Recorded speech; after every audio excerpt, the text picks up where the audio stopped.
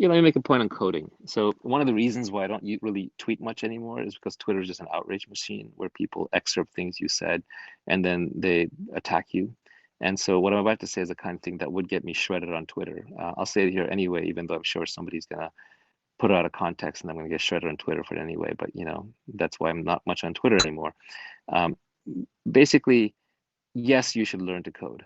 Everyone should learn to code a little bit. And not so much that you're going to become a professional coder. I'm not saying everyone should go be a coder, but just enough that you can understand what it is and how it works, and your brain can work logically the same way, and then you aren't intimidated by computers, and you know what they're capable of, what they're not capable of, and what this device that you spend all day long on, how it actually functions underneath, and what some of its limitations and capabilities are. And then you don't get scared, with horror stories and fairy tales about AGI or jobs, being replaced, or computers like doing everything, and you understand what they're good at and what they're not. The computer is the most powerful tool ever invented by humanity.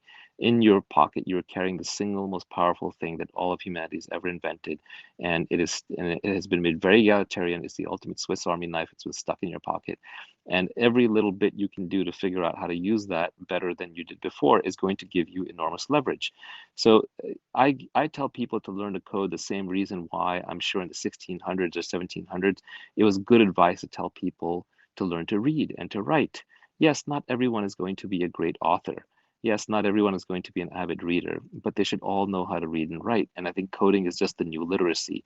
For the same reason you learn mathematics, so you're not innumerate, and for the same reason you learn to read and write, so you're not illiterate, it's important to learn to code so that you are not computer illiterate. Computer literacy is a basic fundamental skill that will be a requirement of society going forward. In fact, most good schools now teach computer programming to all children. That's just like a requirement. So we missed it because we grew up a little too early. It doesn't mean we can't take out the time to do it. Like I think a boot camp for 6, 8, 12 weeks, you can find a time. If not, just would do whatever you can. But it just gives you such a leg up against the people who are not ready.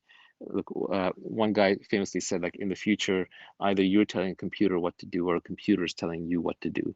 And you don't want to be on the wrong side of that transaction. If you're an Uber driver, the computer's telling you what to do. You're following orders. Your days are numbered in that job because you're not in a creative job.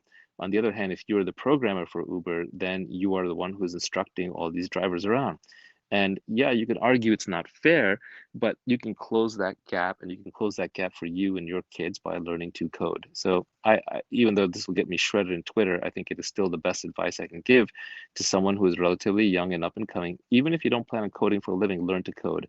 And if you're saying, oh, I'm not going to learn to code because in 10 years coding will be automated, that is exactly why you should learn to code, because no serious coder think that that's true.